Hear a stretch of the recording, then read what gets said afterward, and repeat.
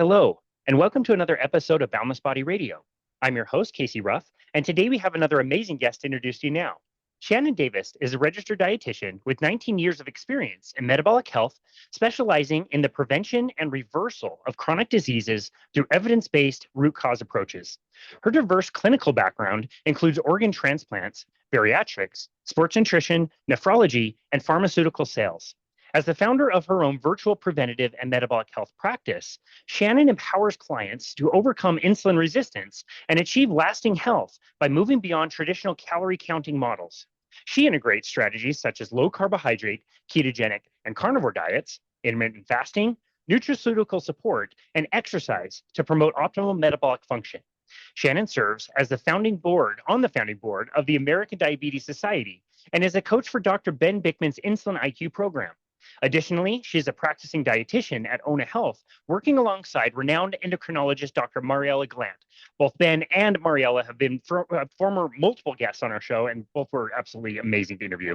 A passionate advocate for metabolic health, Shannon is dedicated to educating others on the critical role of insulin resistance in chronic disease. Shannon also enjoys CrossFit, weightlifting, running, horseback riding, golf, and exploring the outdoors. Shannon Davis, what an absolute honor it is to welcome you to Boundless Body Radio. Well, hey, the pleasure is all mine. Like we mentioned before we got on, to me, it's just, I feel giddy because I feel like I'm talking to all these people that I've followed and, looked up to for so many years. So truly, it's my pleasure. Well, it's such an honor to host you. We were talking offline. It's amazing how more of our paths don't cross. I mean, Yeah. at this point, we've done so many episodes of this podcast. I'm still meeting people for the first time, met you for the first time and got to chat with you. And I found that everybody pretty much in the space, without any exception that I can think of, is absolutely amazing. Like, people are so kind, so caring. They're amazing in person. And like the list of people that we listed in the introduction, Dr. Ben Bikman, Dr. Mariela Glandt, people we talked about offline, Michelle Hearn, who kind of got us introduced, Nina Teichels, who I cried the first time I introduced her on the podcast. Like, that's even like another like echelon of just the most amazing, kind, sweet people on the planet. It's such a joy to meet all of you out there. It's incredible. I concur on that one. I mean, people are like, Shannon, you work all the time. And I'm like, but it's not work. When it's your passion, like I would do this 24 hours a day. There is nothing more fulfilling than saving people's lives. And now you've made it your like passion project. And so it's just everything that you said, like to surround yourself with amazing people and get to work with them and learn from them every single day. I wish that I was so smart and the things that I talk about came from my brain, but I truly just learn and teach. And so I learn from amazing individuals and they are kind and that is why we're going to win, Casey. That's why we're up against a huge battle against big food, big pharma, chronic disease, but because of us joining together, we're going to be more powerful and we can reach more people. And really, it truly just takes us reaching one person that pays it forward to one person that pays it forward to one person. And it can become like the butterfly effect. I love that. I'm with you. I think at this point we've reached a bit of a tipping point, and I think we're going to get there. It's been discouraging at times, but I do think a lot of people are very sick of being sick, and there's so many people out there sharing this message, which is incredible. In your introduction, we mentioned that you enjoy CrossFit, which I believe is an oxymoron. I don't think anybody has ever enjoyed CrossFit ever. And golf, and actually you're in the Atlanta area. I was Yes. wise enough to quit golf a few years ago. I realized that I'd been playing my whole life and I was never any good. But I've actually traveled twice to Atlanta to go attend the Masters, which is absolutely incredible. And I played several courses in the Atlanta area. And you guys have some amazing golf courses in that area. Well, I wouldn't go so far as to say Shannon's a golfer. I love it because it's challenging and I like to try to conquer things that I'm not good at, but I think that's going to be a forever endeavor to work on that one because I'm a lefty and it's really hard. Here's a little tidbit that I'm going to share. I grew up rodeoing. So I grew up riding horses and I competed professionally in rodeo and I roped. And for any of y'all that have ever watched rodeo and seen team roping and women do something called breakaway roping, the world is set up for right-handed people. So I had to learn right-handed. But when I started golf, I'm like, you know what? If I don't have to learn right-handed, I'm just going to stick to left-handed. But it's still, I don't know. I might have to do it. But yeah, I'm not great. The same with CrossFit. It's so hard and it humbles me every day. But that's why I like it. I like to do hard things because I want to, rewire my brain and keep my brain going. But how fun is it to like conquer things that are super challenging? That's why we do what we do, Casey, is insulin resistance and chronic disease and big food and big pharma are not easy competitors. And so, you build a team of amazing people and you go beat them. That's awesome. Yeah, golf and CrossFit would be amazing metaphors for that, conquering Yeah. something very Yeah. difficult for sure. That's awesome. Okay, I do want to talk a little bit about your journey becoming a registered dietitian. I always kind of talk about like when I became a nutrition coach, I hmm essentially have a piece of paper that says I know something about nutrition. It's low level. It took me several months to pass it off, and it's a pretty prestigious certification that I got. There's exactly one sentence in the entire 700-page textbook that mentions what happens when your body burns fat and how you produce ketones. Like literally one sentence in the entire book for an incredible metabolic state. Like arguably we should be in most of the time. It hardly mentions it. Becoming a registered dietitian is a much different thing. You go to school, it's a 6-year program, typically speaking, and there's pros and cons to each. Like, right, like you have way more education than I do, but at the same time, you might be held to a different standard that I'm held to. If I tell somebody like, hey, maybe you should try, reducing whole grains, maybe you should try fattier cuts of meat. Like I can tell people that and not really have any consequences, where becoming a registered dietitian, depending on where you end up, you might be held to a certain standard. Can you talk about what it was like to become interested in nutrition, become a Yeah. registered dietitian, and, describe like your experience, what it was like? Yeah, sure. So I am just going to tell my age. I've been doing this for 19 years. And believe it or not, my original life path, my goal, ever since I was a little girl, was going to be an equine, so horse orthopedic surgeon. That's what I wanted to do. I used Wow. my poor horse. She would let me practice like in putting a needle into her jugular. Like she would let me do all these things that were terrible, but I was practicing because I was going to be a great vet. I worked at a vet, for a vet through college. My first degree was animal science. And when I finished my degree, that's when I rodeoed. I was part of, the University of Georgia Block and Bridle Club. I was going to be this, I really had these big aspirations. But when I finished, I sort of sat back for a moment and I was like, I can't do this. I mean, I even brought my horses to school with me. I was like, I can't do this. Wow. I can never have a career as this. I love animals way too much. Like I want to save them all. And I do not care if anybody pays me a dime. Whatever needs to be done, we're doing. So I was like, you can't have a business like this. So what is your second love? And it was nutrition. I mean, I truly love nutrition. I worked out, I took care of myself, always into that. Probably from being, raised on a farm, and we raised our own food. We never got to eat out, and we didn't live close to things. I mean, it was a treat to get to have fast food when that was like once a month. But I got a degree in dietetics and then did my internship and became a dietitian. And initially I really was fascinated in diabetes and in dialysis, and just for the fact that it was just it something just intrigued me about it. Like these are some really serious conditions and we don't really know how to manage it, and thus bringing back the need to feel competitive. Like I was drawn to figure out how to figure this out for people. But I was quickly disappointed in the fact that no one was getting better.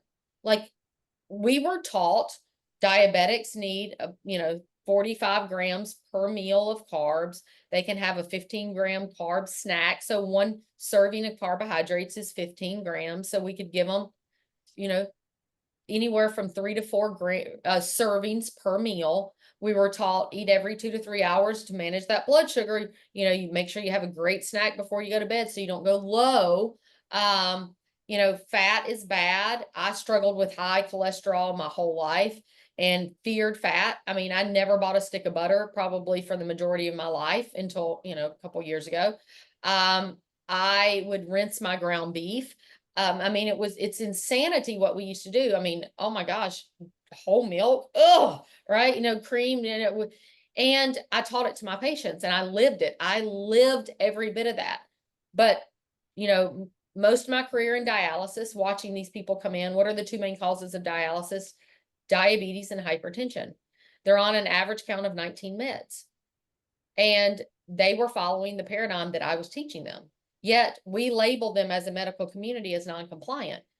All of these people aren't non-compliant, but no one ever took responsibility. I don't know where that came from, but obviously Zoom liked it. If you're listening and not watching, all of a sudden there's all these like fireworks on Zoom. I hardly know why it does that. I But don't know where that happened, but that was cool. Zoom agreed. No, we never took ownership, and like maybe it's the information I'm teaching them. These patients are following the direction that I'm giving them. They're taking their meds, they're eating these carbs, they're staying away from fat, they're getting sicker and sicker and sicker. And it really did not set well with me. In 2018, so I did, like you mentioned, I did about 3.5 years in organ transplant. And now I look back, all the fatty livers that we transplanted, not one time did we ever discuss carbohydrates. Not once, Casey, not once. It was, what are you eating? Stay away from hot dogs and red meat and the fat and the bacon. It was all fearing fat. That's really what it was fear of behind. Eat more fruits and vegetables, right? Lean proteins, though, all those kinds of things. But in 2018, I thought I had been with someone that I thought was going to be my husband, and we wanted to have babies, and I was old for baby making age. I was 38, but we had tried for a year. Naturally, nothing happened. So my OB sent me to a reproductive endocrinologist. She's like, Shannon, like, you're beyond my help. They did every test known to man, everything. There's nothing wrong. There's nothing wrong with me. Super healthy. So I did a year of IVF. I mean, when I tell you, I should pull up pictures of my stomach. I took pictures of my stomach because I was like, if I ever have to show somebody this, they're not going to believe it. It literally looked like I had been beat, like just black and blue, puffy from all the steroids.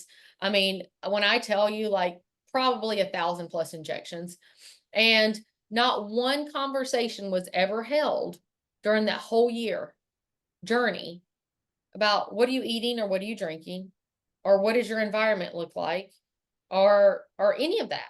And so I thought this is not right. Maybe it's because I'm a dietitian. They just think I know. But I mean, truly, like it doesn't matter. It still means that there should be, I'm not a fertility dietitian. I may know my stuff, but I'm not an expert in that. So I picked up a book called Real Food for Pregnancy by Lily Nichols, and it changed my life.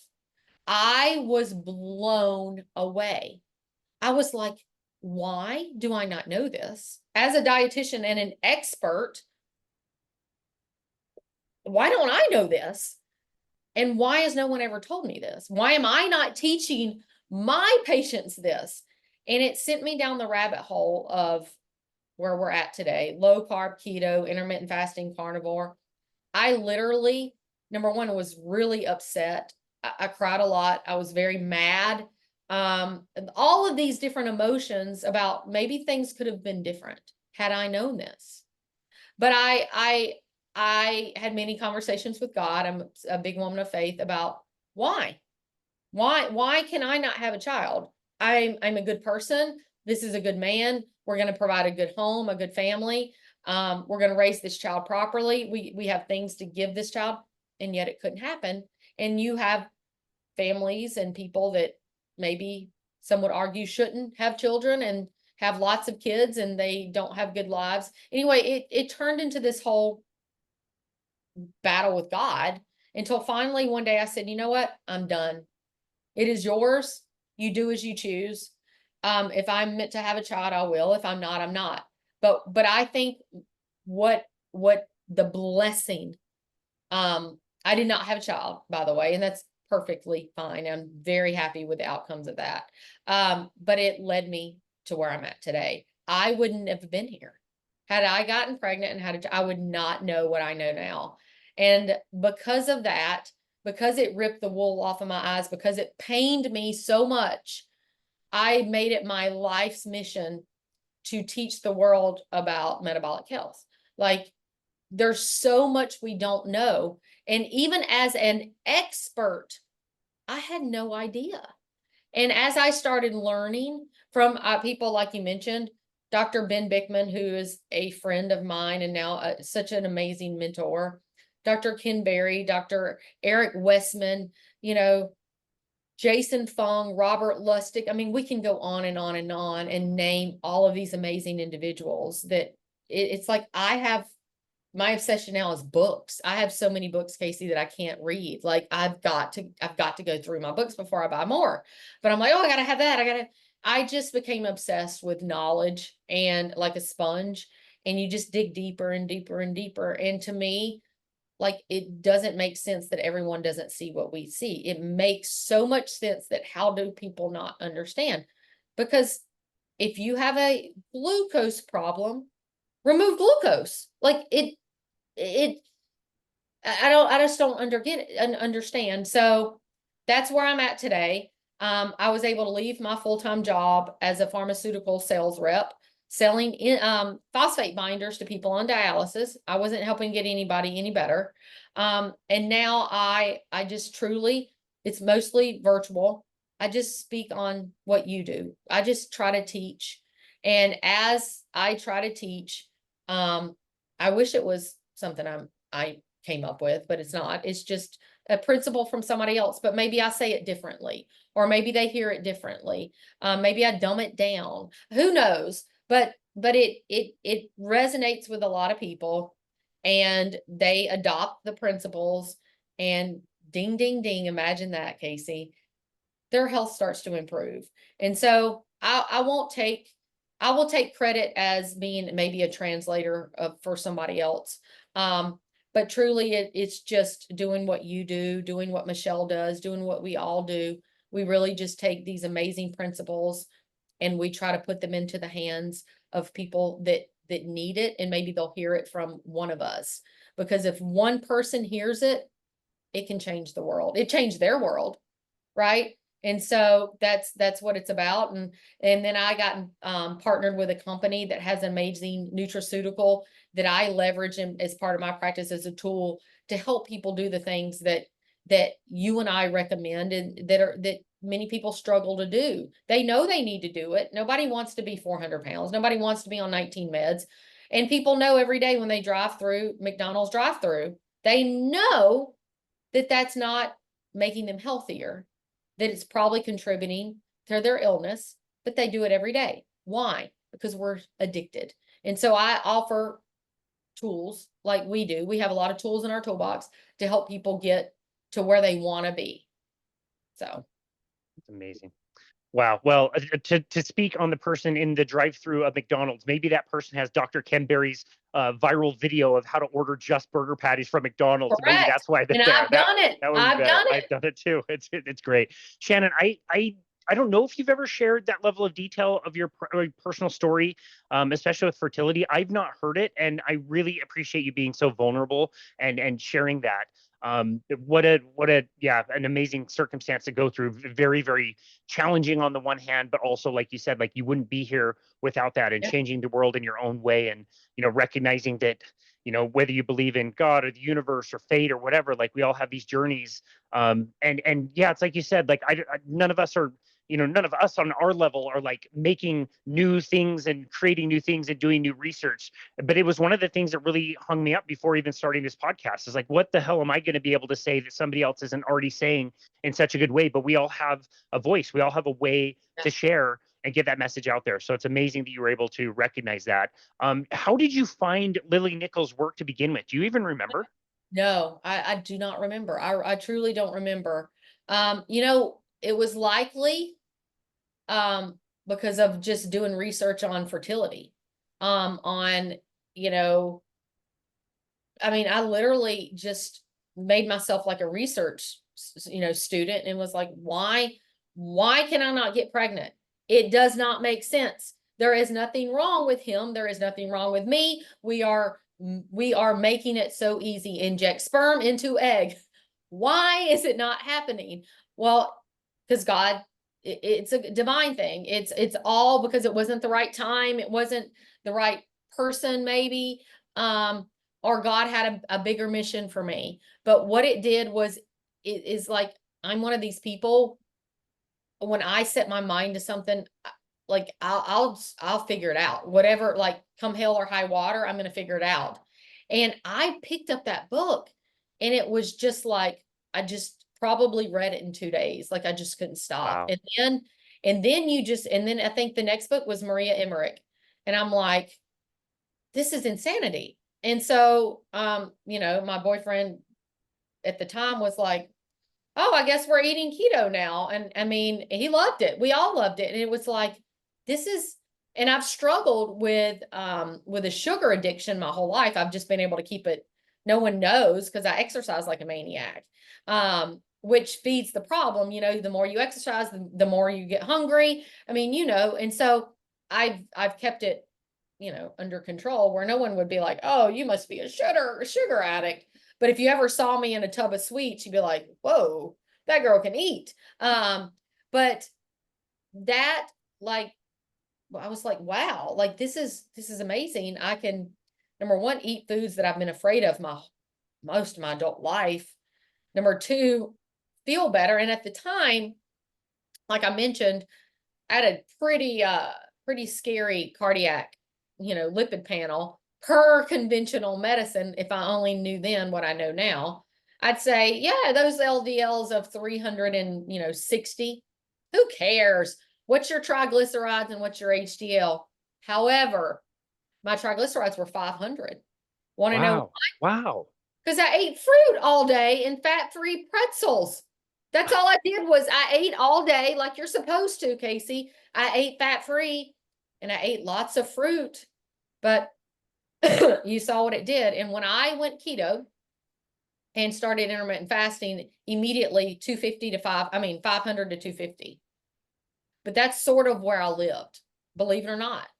My Wow. HDL my HDL was in the 50s. My LDL, it went into the high 200s, but that's kind of where it lived. Which I didn't care. I had already had a full workup, calcium score of 0, refused statins from day one, still refuse statins. And then, like I mentioned to you, I partnered with a nutraceutical.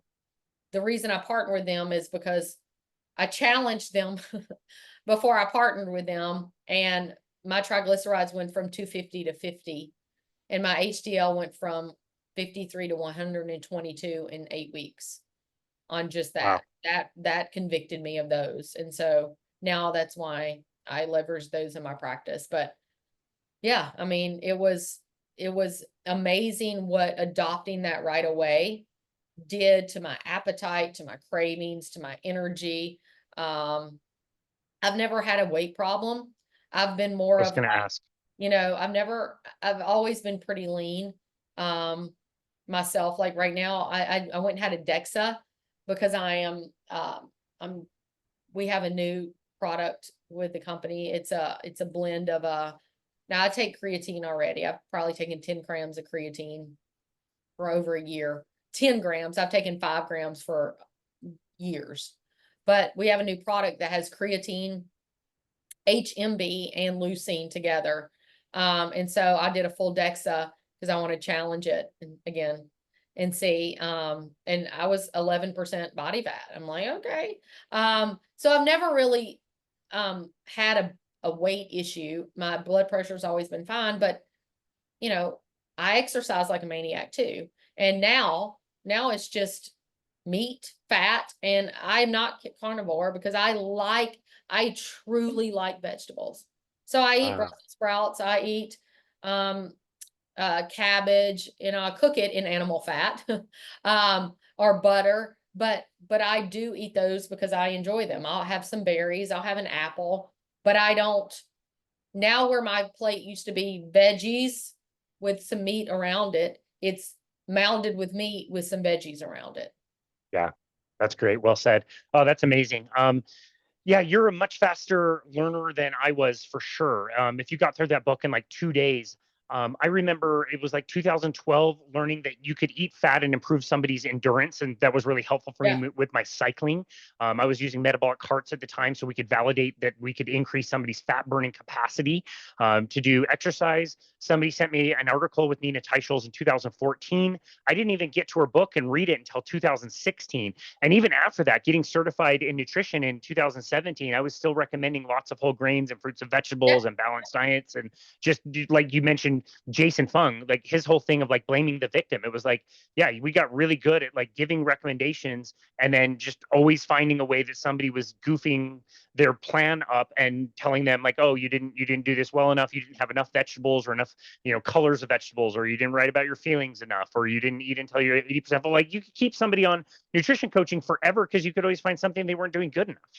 I mean, this makes me think back, have flashbacks of being in rounds when I was in transplant, and we would bring up the patient, discuss, there'd be, a surgeon, a nephrologist, a hepatologist, the transplant surgeon, the dietitian, the pharmacist, the case managers, the nurses, and we're discussing everything about this person, and they're on steroids for their transplant, they're on insulin, and yet they still have a weight problem, and we're injecting them with insulin, and I'm sitting here, and now I look back and I'm like, they never had a chance, Casey. I mean, these poor people have never had a chance. We just tell them, eat, inject, repeat. But shame on you that you're not losing weight. Why aren't you exercising?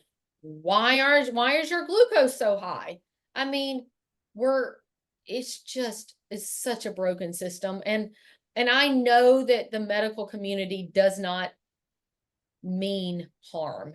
They truly have these nobody goes into healthcare without truly really wanting to help people. Yeah. But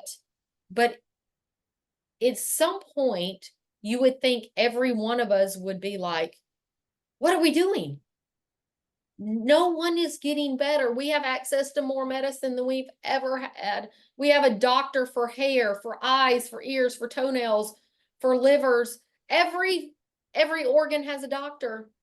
And yet we're sicker than we've ever been.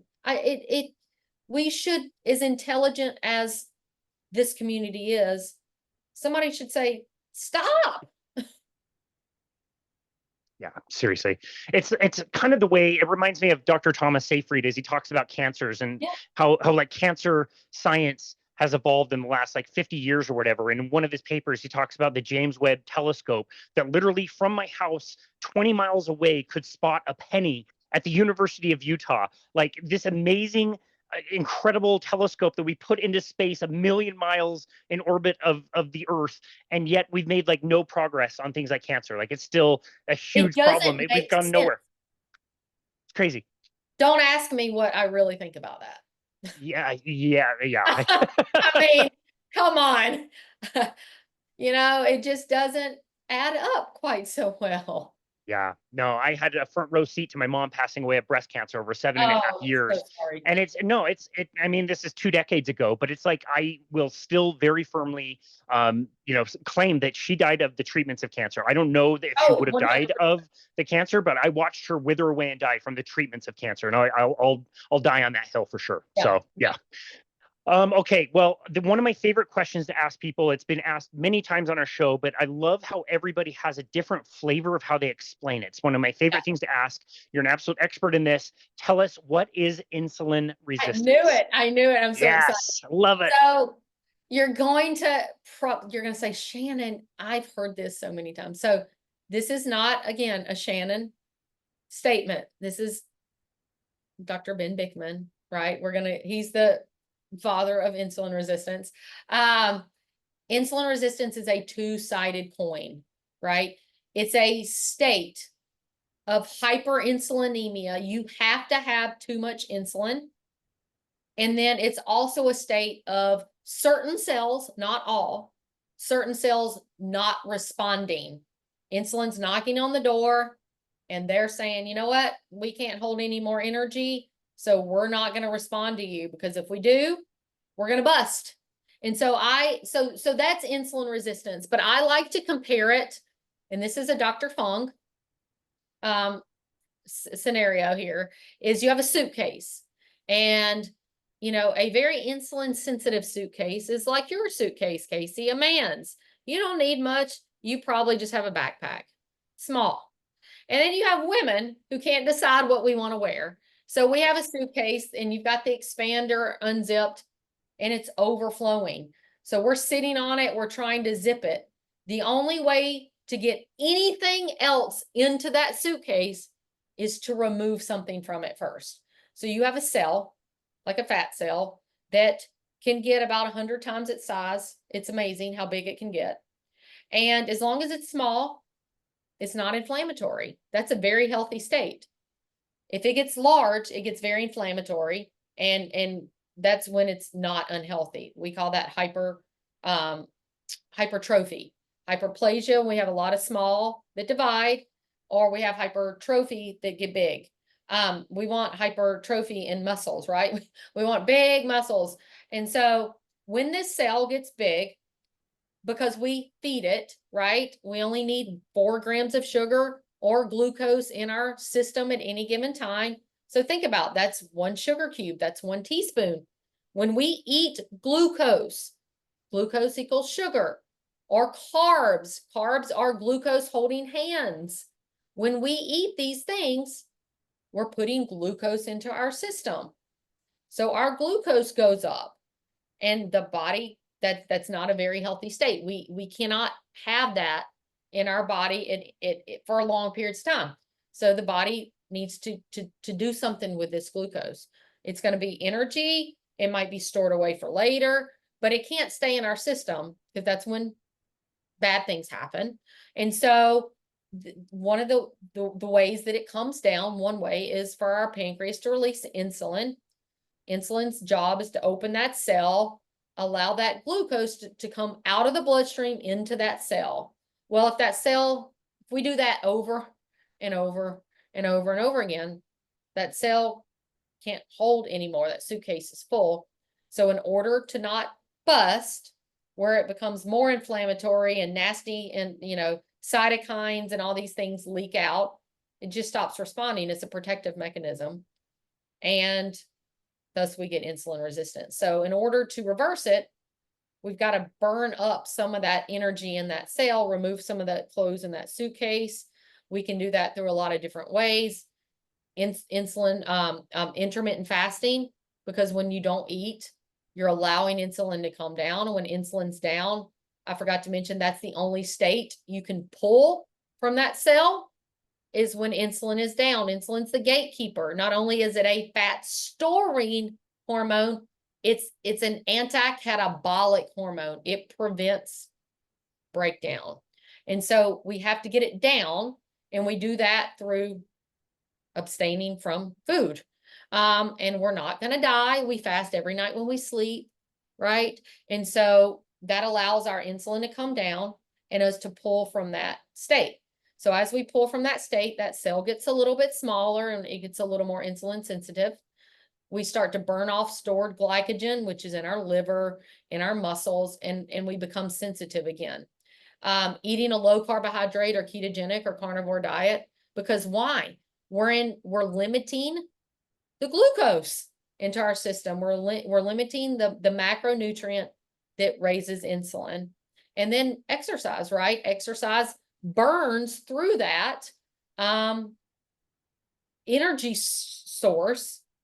So those are, I don't know if that answers your question well enough, but I could go on Perfectly. and on to try to keep it, Perfectly answers the question. That was a Shannon Davis explanation. That was not a Ben Bikman or Jason Fung explanation. It's why I ask everybody, because everybody has such a great and unique way of thinking about it. And for the person that's thinking, well, wait, you just said carbohydrates are a macronutrient. That's a major group of food. And if you cut them out, or reduce them, your blood sugar doesn't necessarily go to zero. So you contrast what we know about carbohydrates in the low carbohydrate or no carbohydrate space versus what you were taught as Yeah. a registered dietitian, that somebody needs, Yeah. 45 grams per meal and 15 grams per snack. Tell us about the need of Yeah. carbohydrates in our diet. Absolutely. So when we look at, I mentioned macronutrients. For those of you don't know, we have 3 macronutrients. Many people have heard, if it fits your macros or help me calculate my macros, that's what we mean. We mean carbohydrates, proteins, and fats, right? So 2 of the 3 are energy sources. Fat is an energy source, and carbohydrates are an energy source. And then you have protein. Protein can be an energy source, but that's like a last resort energy source. It's mainly a builder. It's a builder of, it helps with enzymes, tissues, muscles, ligaments, it's amino acids. It's not a source of energy unless you have to have it as a source of energy. So the reason that I say have to is because that's key. If you remove an energy source, let's say carbs. Why did I remove carbs? Because carbs are not essential. We can make energy from fats and from protein, right? Fats are our major energy source. Look at, for people who still count calories. 1 calorie of carbs is 4 grams. 1 calorie of fat is 9. What does that mean? It means it's a better energy source. It has more energy density to it. We break down fat into fatty acids, we burn them for energy. Carbohydrates are just a luxury. We like them, but they're not needed. Our body can make every bit of glucose or every bit of energy from ketones, from fat. It can make glucose from lactate, from fatty acids, and from protein called gluconeogenesis. Society has taught us to think that we need carbohydrates to live. And the reason being is it's a great ultra processed food product. It's a great marketing regiment. And let's just be honest, they taste really darn good. And so if we remove an energy source like carbs, and we promote that in a low carb, ketogenic, carnivore diet, what we see glucose levels come down. We see insulin follows what glucose does. Insulin will start to come down, but it's beyond that. You see brain clarity. You see brain fog go away. You see inflammation go down. You see fatty liver shrink. You see mental health issues improve. You see dementia get better. You see autoimmune conditions and issues improve. You see neuropathy go away. You see weight melt off. You see PCOS and erectile dysfunction reverse. You see migraines go away. I mean, I could go on and on and on. And Casey, this isn't because we've added medication. We've just changed food. And we're eating food that our ancestors thrived on, which is animal-based proteins, the fat that comes with it. And if you eat carbohydrates, I believe in the seasonal way, when nature makes them readily available, or depending upon your exercise and your activity level, you can strategically include them in a very healthy way. Your health will profoundly change. And it truly, if I want to make it simple, just simple. Remove ultra processed foods and carbohydrates. Like, that simple. You don't have to complicate it any more than that, because what you're left with is protein, some non-starchy vegetables, and fat. Amazing. Yeah, it's amazing.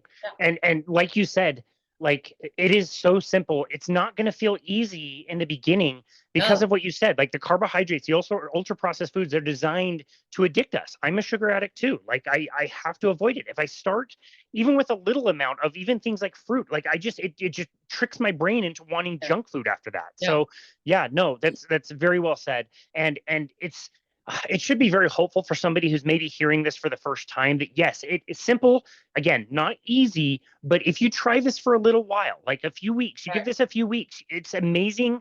Not only all the incredible changes that you mentioned, like it never ceases to amaze me, like all the things that can improve when you start eating this way. But trust us, like your body will start to really crave and want the proteins and fats Yeah. in a way that's not addictive. You're not addicted to steak and eggs. It just is what sounds really good. Your taste Right. will change. Like it's so simple, like you Yeah. said.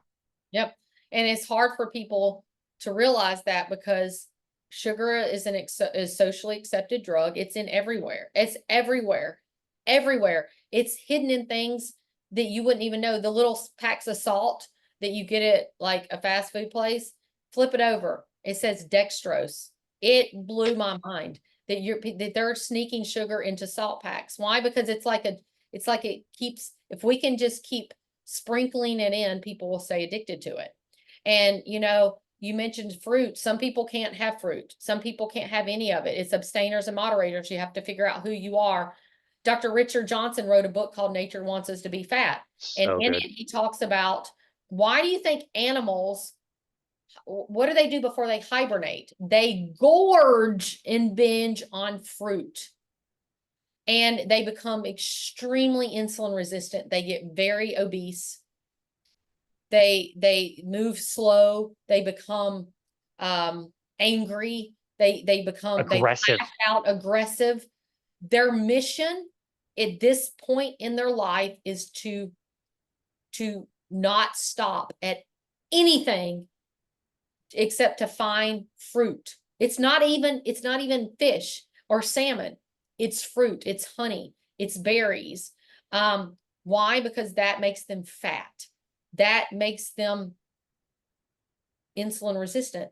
So then they go into a cave and what do? They fast all winter, where they lose all of that fat and they become insulin sensitive again. They wake up, they're like reborn. They're new, they're ready to go run and hunt and have babies, and it's truly amazing. So I bring that up to the fact that I want people to understand it doesn't mean that you are weak. It doesn't mean that you lack willpower or discipline. It is our program. It is in our DNA to overeat these foods, to not have a shutoff mechanism. Some people can, and some people can't. And if you can't, it's very hard for me, like you, Casey. It is. Now I use some supplements to help with that, but I sometimes look at people and I'm like, I'm envious. Like, you can eat one cookie, and it is like I literally watch them in like admiration, going, this is unbelievable. Like, you truly can feel satisfied with one. When I take one bite, it's like something's come over me. It's like I become that aggressive bear, I don't know. It's crazy. I just talked about this a little bit recently. I won some little award in my neighborhood the other day, and they gave me a gift card to a local cookie shop. These cookies are massive. They're like really big. Crumble Yeah, cookie. yeah, they're similar. It's called chip, but it's very, very similar. I walk in, first time I've ever gone to one of these cookie stores. Did The your like smell, brain light up with the smell? Like, oh, holy smokes! The smell was just like, what is this? And they gave me these warm, delicious smelling cookies, and I would crack the lid and like look at them and like start to like salivate, and I'd have to like put it away, and somebody asked me like, well, why didn't you try any? I had to get them out of my I possession know. as I quickly mean, as possible. I Like literally don't know how those people work in there. no, Like, I have no I idea. don't know how you work in there. I uh, don't. I would eat them all. I would have ate them all, and that's what I said. Like, if I would have had one, I would have eaten all four. I would have probably injected them or snorted them or done something to them. And they Like, could have been oh, like, oh my God, what are they having tomorrow? I'm going back. I'm going back. Yeah, absolutely. No, my anxiety would come back. My sleep would suck. Like all the things that I experienced when I'm back on the nonsense would Yeah. all come back. And so, Yeah. that's so well explained about the hibernation as well. I'm really glad you Yeah. went there with that. And people will ask, well, don't you feel like you're deprived? And what I want to explain to people is we have a choice every day, every meal, whether we eat them or not. I don't think it's restriction, because I will have a lot of dietitians.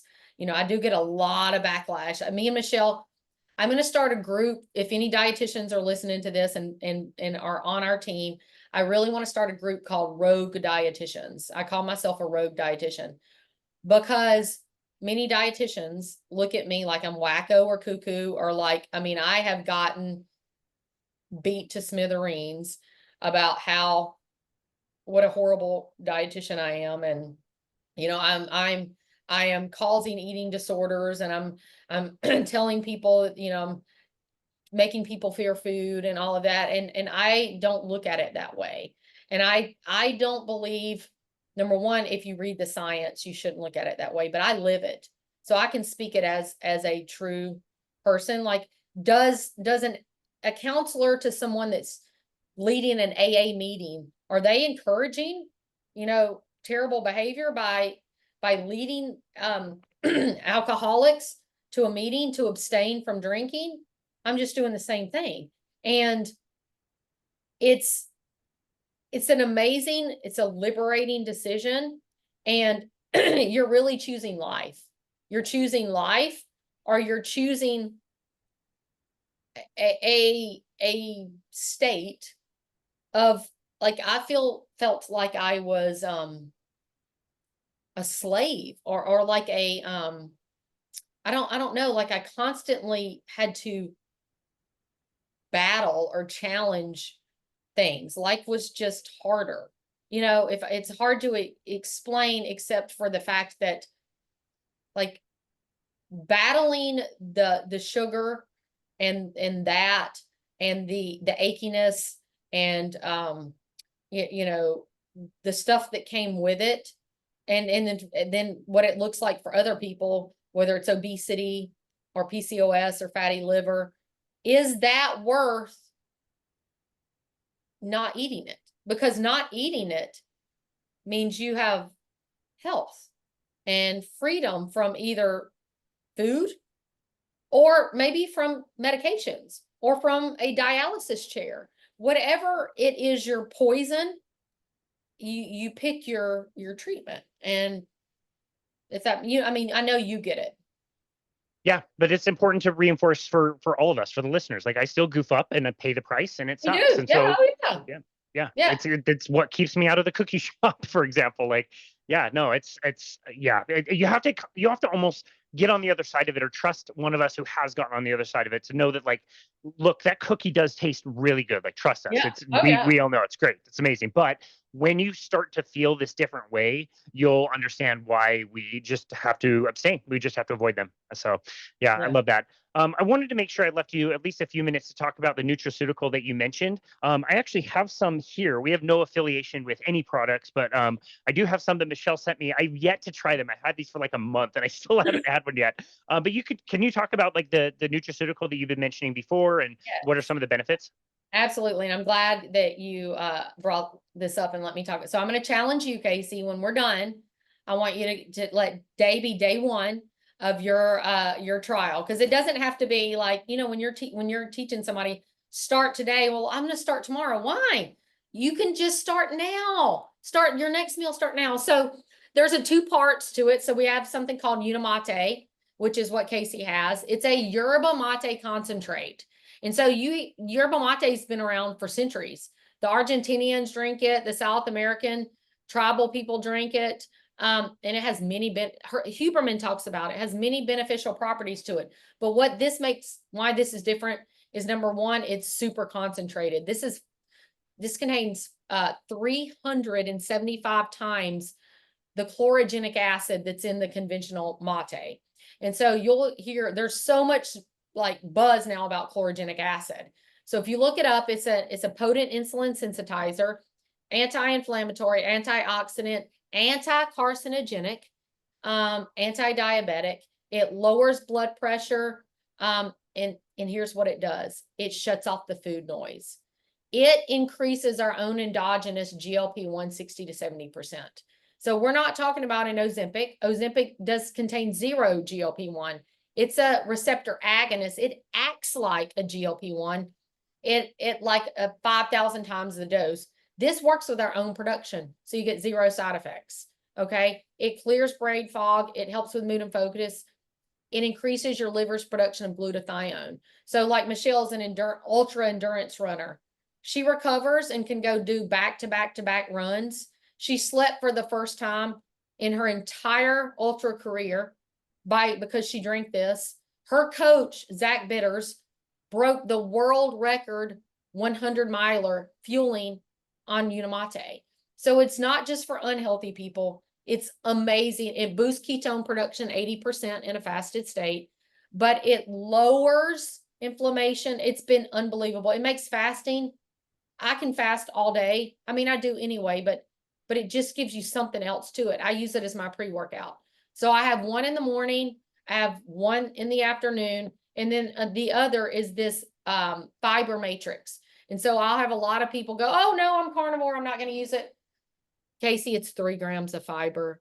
I mean, if you actually ate the hair on the deer that you killed, you probably would ingest that. We just don't now. And the difference is Dr. Sean O'Mara talks about, you know, carnivores back then, you drink water that had probiotics. You touched the fur of your animal. You cleaned the animal. You touched the ground. You walked barefoot. Carnivore today is clean. It's almost like it's completely, you know, been removed of everything. So adding just even 3 grams back into your gut to give a little bit of diversity to food to that microbiome might help. It's only 3 grams, but it's 7 different types of soluble and insoluble fibers. The Cleveland Clinic studied this. For those of you who know the Cleveland Clinic, and said it could replace lipid-lowering meds. That means statins. Dr. Bikman studied it and showed it lowers glucose 34 to 37%. Guys, metformin lowers glucose 25 to 30%.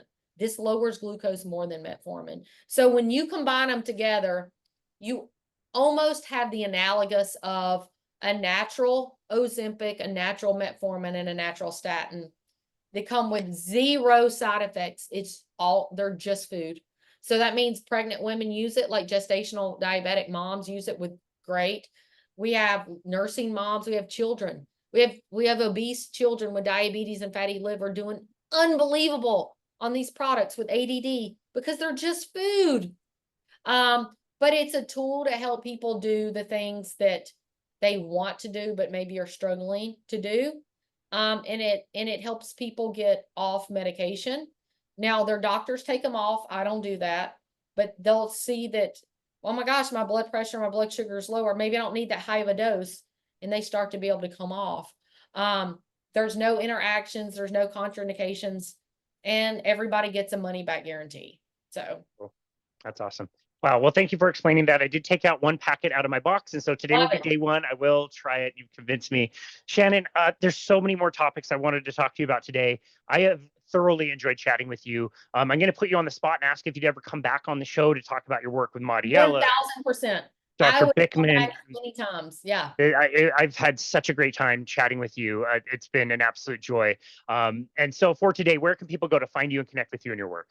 Well, I'm on now TikTok has already shut me down once, so I'm restarting that journey. So I'll send you my link that if you want to include in show notes so where everybody can find me. But I'm on LinkedIn, I'm on Facebook, I'm on X, and I'm on Instagram. So I'm on all of them. I don't have a podcast. So I'm trying to talk Michelle and like letting 2 rogue RDs start a podcast and call that would be great. That would be great. So it might be just easier to give you a link tree where everybody can click on that and it gives you everything. Great.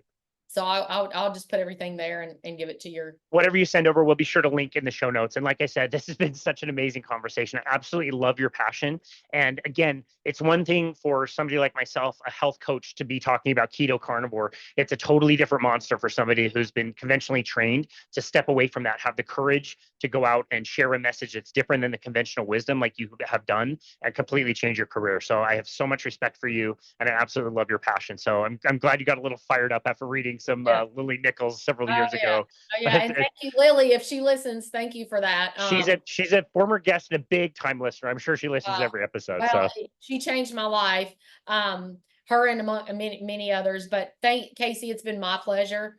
I am so honored to be on here. Like I said, it's sort of amazing to kind of like beyond people who you look up to and listen to. Oh my God, I was on his podcast. So I appreciate it, and I will come back as many times as you want me. amazing. Well, awesome. Well, we'll reach out and coordinate that. And I can't wait to chat with you again. But for today, thank you so much for being on our show. We really My appreciate you. pleasure. Thank you. Absolutely. And this has been another episode of Boundless Body Radio.